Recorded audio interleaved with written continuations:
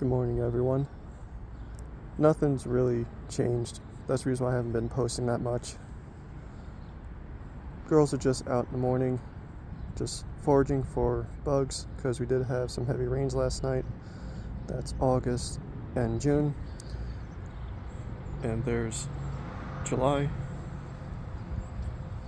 How you doing, girl? She hasn't been laying any eggs in the last 3.5 weeks. August and June are the ones that are laying eggs. She's laying eggs consistently. August is maybe 3 a week.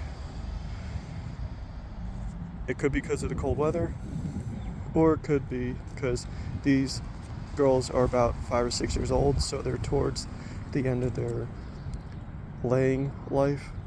And again, I'm not going to get rid of them once they completely stop laying.